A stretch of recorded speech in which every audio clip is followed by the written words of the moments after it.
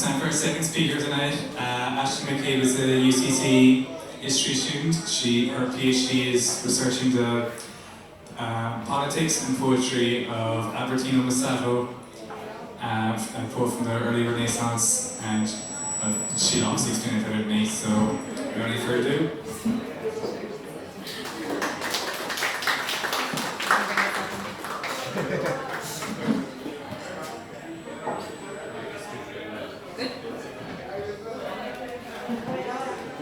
Okay, just give me like the eyes or something if it starts.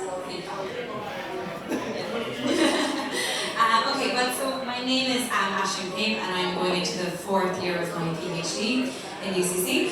So I'm in the Department of History, but I'm also under the Centre of Neo-Latin Studies because a lot of my work is translating very old 14th century Latin texts that have not been translated into English or any other language before, unfortunately. So, what I started doing this in my master's. I was always really interested in the origins of the Renaissance and, where it all began, and so I decided to do a medieval master's because I wanted to look at genuinely where it all came from and how it developed into Renaissance, so what better way than to start from the beginning with the medieval period. And I'm also a drama teacher, so I wanted to incorporate the two of those, see if there was something that I could do with drama and with medieval history. And I stumbled across this play from 1315, which isn't really medieval at all. It's on the border between medieval and early modern, and it was great. It was nuts, absolutely blood, gore, gas, things going all over the place, and I was like, what is this, and why haven't I heard about it before?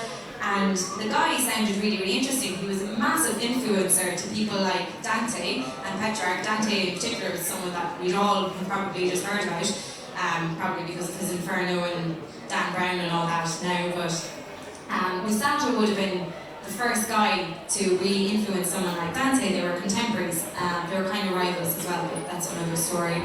And so I was just kind of there going, why don't we know about him? And the truth is that we don't really know much about him because his works are very, very difficult to translate and they're all in Latin.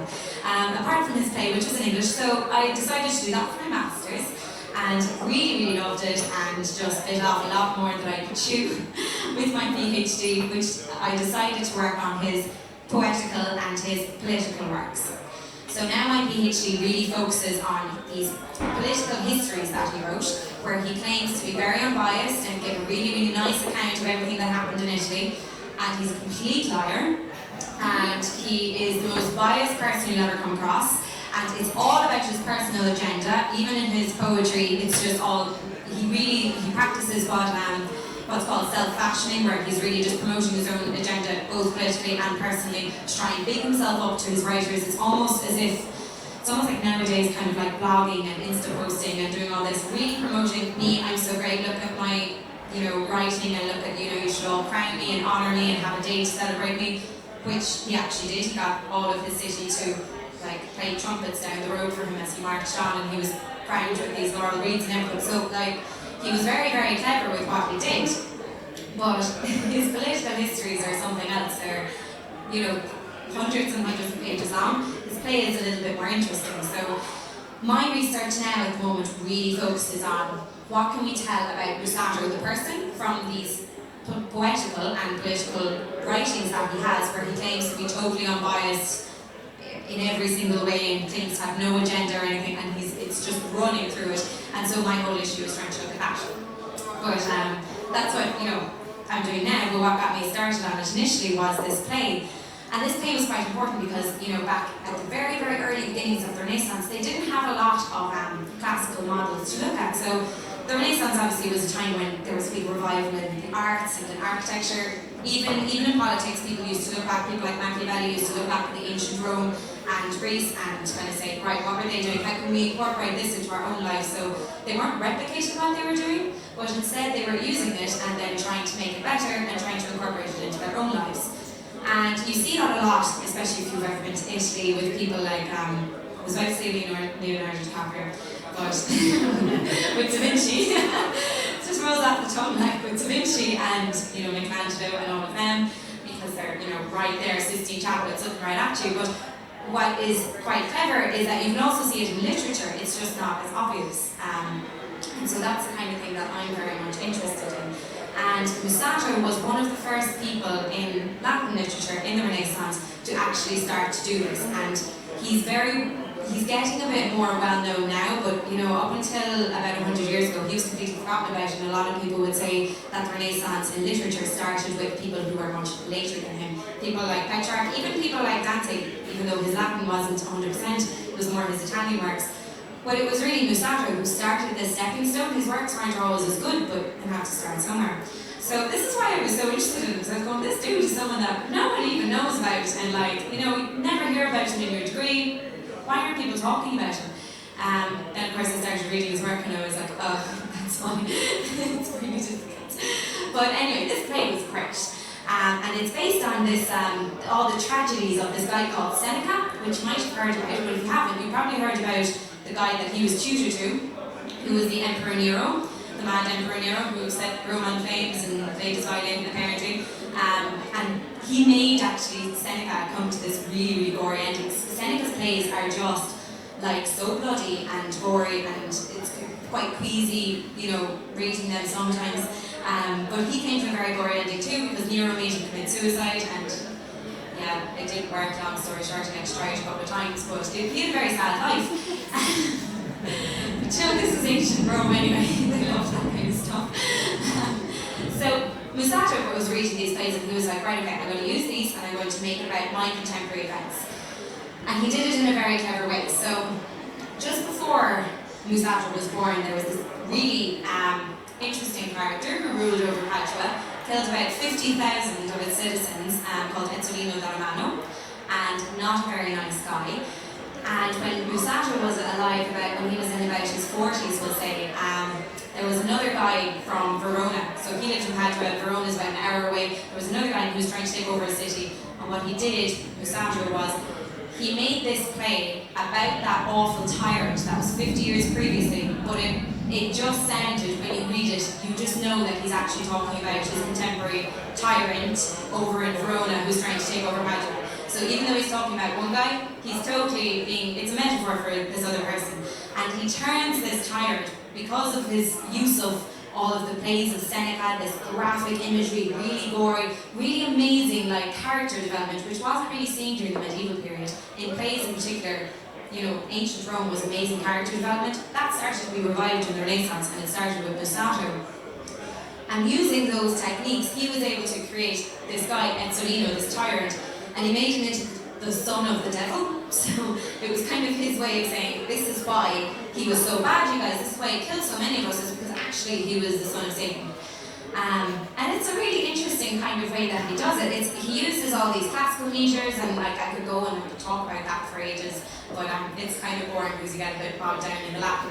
But what's more interesting is he starts off the play itself, like he starts it off, and the first scene opens with this very dramatic sort of, and there was this terrible northern sky ruling and a star, and that means basically that there was going to be something bad happen, because if there was a star ruling in the north, something bad happens.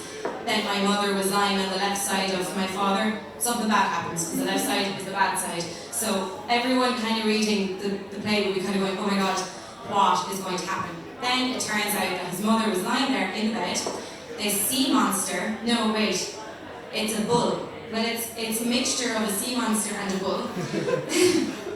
It comes tearing out of the earth and it rapes his mother. Sorry about this. But it doesn't wake his father. Twice.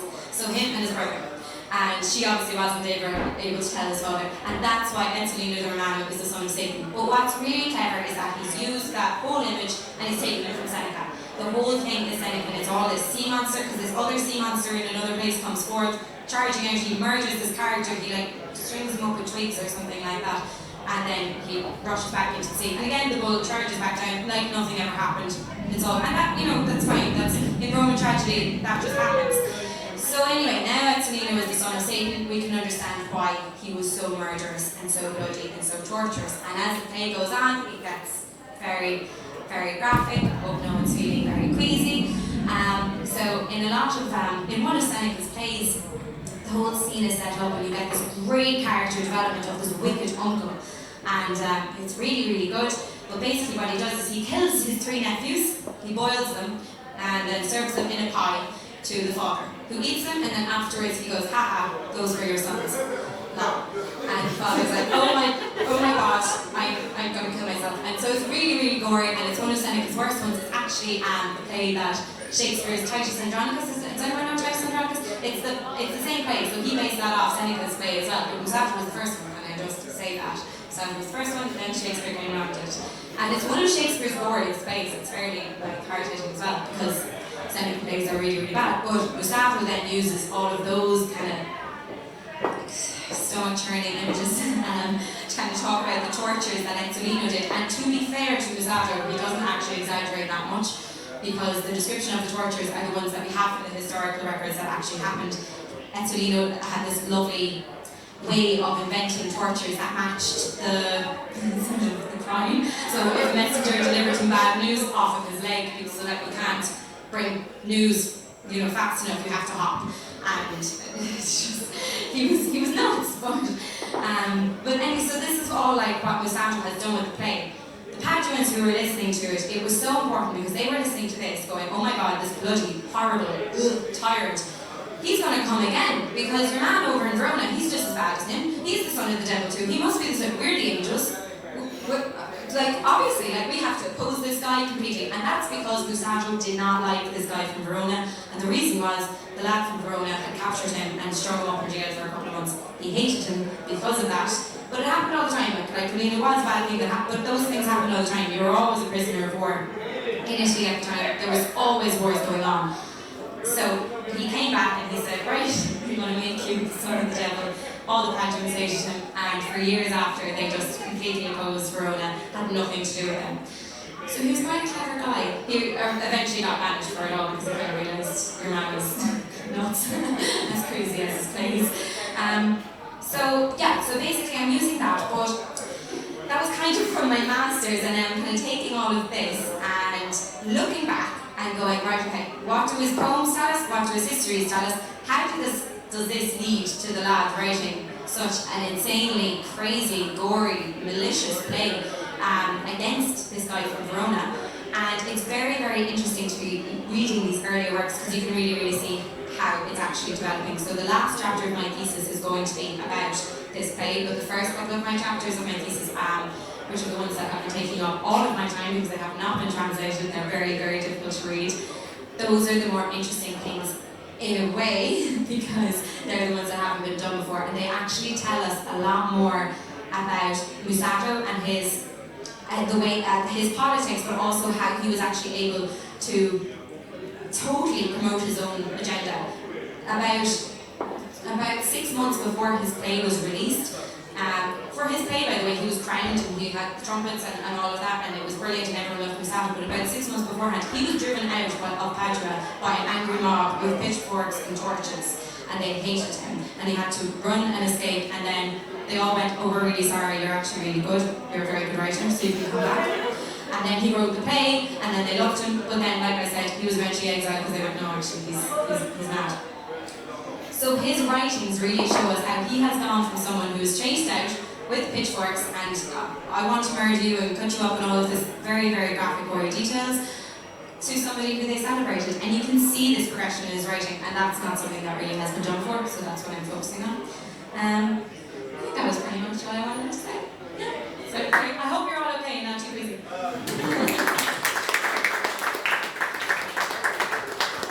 Does anyone have any questions?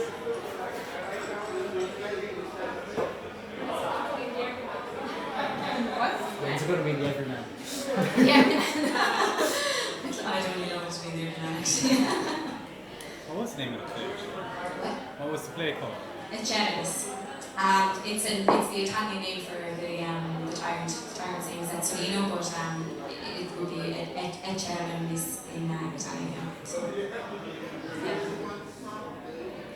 Come on, Emma. Did Mussato inspire others to carry on with studying the Bible? So other playwrights? Yeah, he would have, but it wasn't really very direct, is the only thing. thing, like it kind of just got lost. And I think a lot of that is because of the wars that happened in Italy, kind of sometime after. It wasn't a massive deal back then, but like I said, people like Shakespeare actually were really, really influenced by this. The fact that the Seneca plays were found was a massive thing. Loads of people started replicating Seneca writings after that. No one actually did a drama in the same way that Mussato did a Chermis straight afterwards. But his writings, his classical metre, his themes, very much his metre, because he had this, he wrote in like iambic pentameter. And so a lot of people would have started replicating that. They weren't necessarily Senecan in the way that Mussato did it, because he took all of the gory graphic themes from it. It wasn't the same thing with the meters and the classical echoes that people would have used. There was so many of those. Yeah, so it was influential that they were found.